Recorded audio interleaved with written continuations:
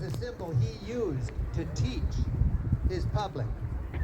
It's a bunch of rods lashed together. Each one of these rods, it's easy to break it right over your knee. Anybody here could. Tie them together, you're strong, you're invincible. Now with a fascist society, it's like this. Everybody marches in lockstep. And it's occurred to me lately, everybody thinks in lockstep. Isn't it strange how we could disagree politically in the past, but our opponents didn't fight to make us not able to think the way we think? Right now, we've taken that sort of idea to a whole new level. We've got a leader who doesn't want us to be able to think the way we think, just like Mussolini wanted his society to march in lockstep. And something integral into a fascia, if you're Mussolini, is an axe. An axe buried in the deep middle of all those rods. And that axe is a strong statement that we will enforce with violence if necessary, a society marching in lockstep. Do we want that? No! Hell no! You're right, we don't want it. I worked long and hard to make a 1-hour, 7,000-word TV show. It aired all over the country on a network our president doesn't like. In that script, 7,000 words, I never once wrote the word Trump. I didn't need to. You look at what happened in Europe 100 years ago, you can't help but think about what's happening across democracies all over this planet today.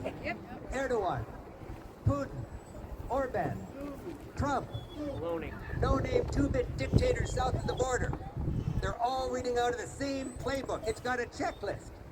Let me go through a few of the points on the checklist that Mussolini used, that Franco used, that Orban is using. I was just in Turkey, that Erdogan is using, and that our president admires. Simple solutions to complex problems. Check. We will overcome inflation on day one. I'll end the war on day one. Beautiful tariffs. It'll fix everything. Free money. Yeah, right. Yeah. Intimidate journalists. Shut down the serious press. Check. New York Times, NPR, PBS, why are they on his hit list? Silence the universities. Check. Why is our president targeting Harvard and the Ivy League? To muzzle academic freedom, because that kind of thinking challenges his vision of how he wants to run our country. We are experiencing a brain drain in America now that I never envisioned. All through my lifetime, other countries have a brain drain coming here, and now all of these great thinkers are going there. Many of them. A fascist wannabe dictator politicizes and controls the judiciary. Check. Today in Turkey, if you're a judge, you've got a choice. Agree or resign. We've got a president right now that's seriously talking about impeaching judges that don't embrace his political agenda. Shame on him! Board of oligarchs. Check. Look at this cabinet. Look at Trump's cabinet. It's filled with billionaires. Create a class of scapegoats. Dehumanize them so you can disappear them. We all know about Hitler and the Jews, and now we're learning about Trump and immigrants. Dehumanize them. What has he called them? Vermin. Little more than animals.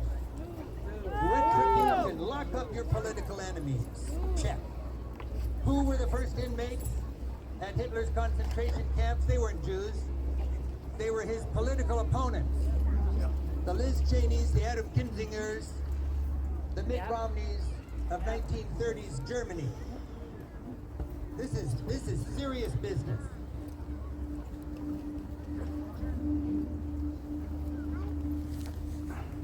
This is the foundation of the greatest society from a democratic governance point of view on this planet. The greatest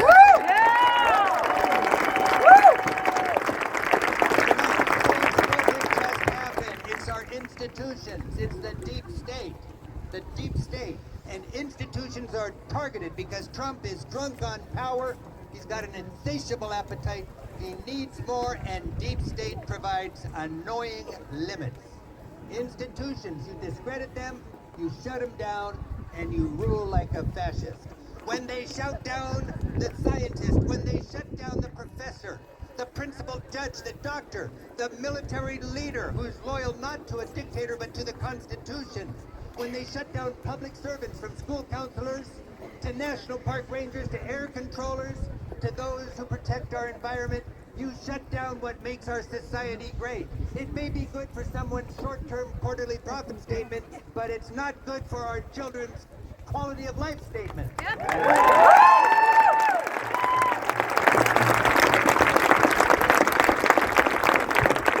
Trump's oligarch-friendly short-term power grab, and we need to stop him. What do the best-run, most content countries have in common? Think about all the countries that you think, how do they do it? They have trust in institutions. Trump's goal from the very start has been to ruin our trust in institutions, and he is brilliant at it. From the New York Times to the Kennedy Center to the corrupt and incompetent USAID, he's ruining institutions and putting in his ideologues to accomplish that ruination. Trump sucks! Lock him up! Since then, in just less than a couple of months, an estimated 300,000 people have died, resulting from Doge cuts. Not to mention the devastation of our soft power and our standing with the other 96% of the world, and our impact on the developing world, where the voice of America will soon be replaced by the voice of China. That's not making America great. What's with this Doge business? The excuse? To find waste, fraud, and abuse. Hey, come on. If the Doge wanted to fund the programs that Congress funds, that's going to make us less of a democracy. The real agenda is fewer regulations. There's a lot more than that, but let's say we're 1,000 people, and I'm Doge, and I want to give, save $1 billion. Well, that $1 billion could go to a guy who's already got $1 billion, or that $1 billion could go $1 million to each of the 1,000 people here. Now let's take it one step further. That was a greedy yeah.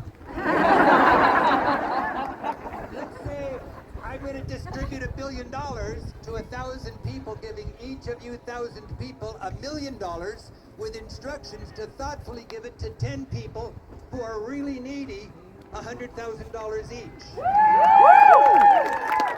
that communism? No, that's America. We work together. We work together. And the fruits of the success of our society should be dignity and decent life.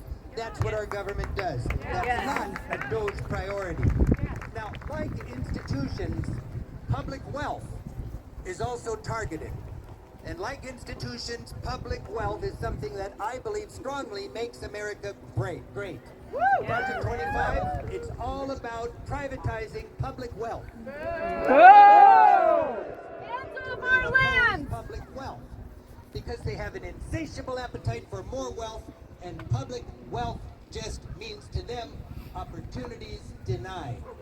What is public wealth? I don't think we think about it that much. We enjoy it a lot, but let's think about it. Public wealth, it's parks. Yeah! Yes! Parks. Yes! Our social security accounts. Yeah! Public education. Yeah! National medicine. Yes! Investing in national medicine. Yeah! They're all targeted by Trump. Why? Because he wants more profit for the rich. Privatize government services. Medicaid, privatized. Social Security, privatized. Media, public television, privatized. Parks, roads, everything privatized. Prisons for profit. No! Very bad. Toll roads? No. Lanes on the internet for the wealthy? No! It's great if you're rich, it sucks if you're not. Social Security has lately been discredited as a Ponzi scheme. Long-term security for us when we're old, when we're feeble, and when we're vulnerable. That's why we have Social Security. Public wealth is ours. It's not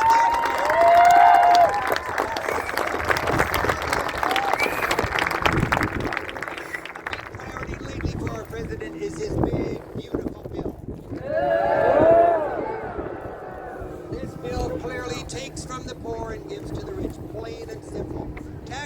for the rich, paid by less services that poor and working class people need. Is it big?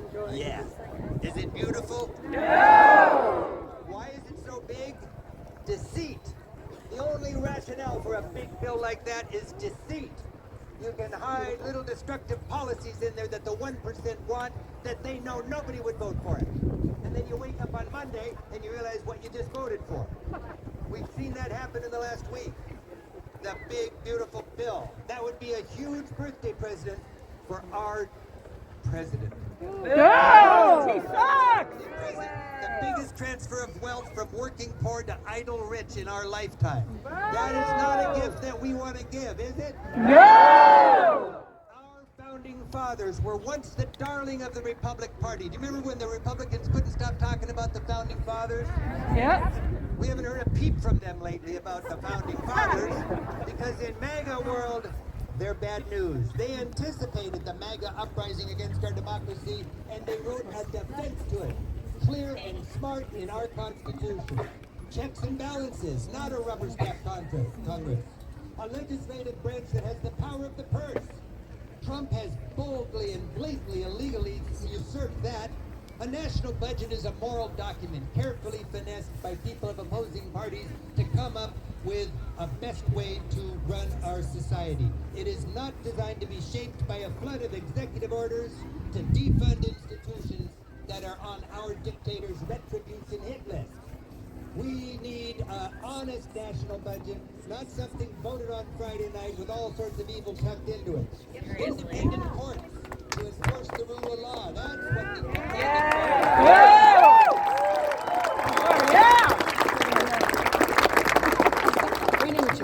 Thank you. The Supreme Court says 9-0 no, and our president says, well, maybe.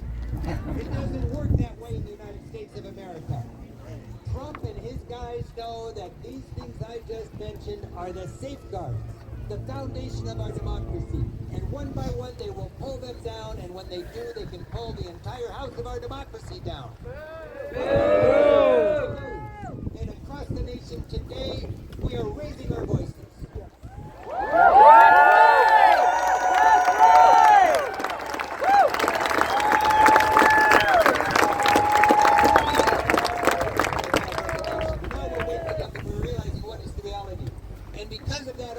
President is trying to shoot the moon, and he looks like he could do it if we don't get our act together.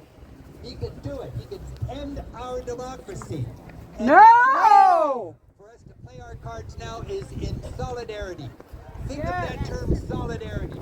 I always thought about it in my studies of other countries as they heroically defended or won their freedom. Now it's here. Solidarity. Back in 1989, the Polish workers at the dockyards had a union called Solidarity. And what did they do? They won their freedom from the USSR. That's solidarity.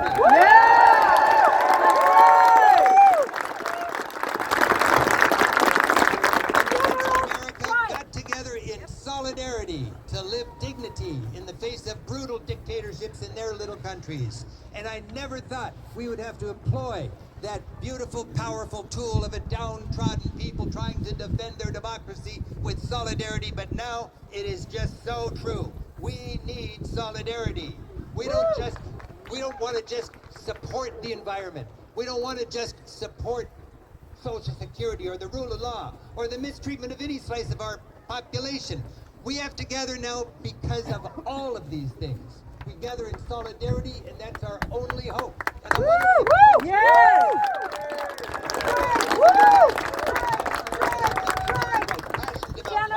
passionate about affordable education and the freedom of the press. But right now we have to put that a little bit on the side and all band together for something more fundamental, and that is our democracy, because without democracy, we have nothing.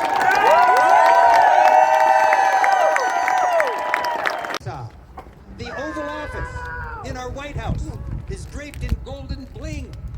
Yes! A president who is no servant of the people. Trump's administration is waging war on America. It's killing our nation's heart and soul from within if we let it. We must stop it. We are not a lunatic far-left fringe. No, we're not! Citizens.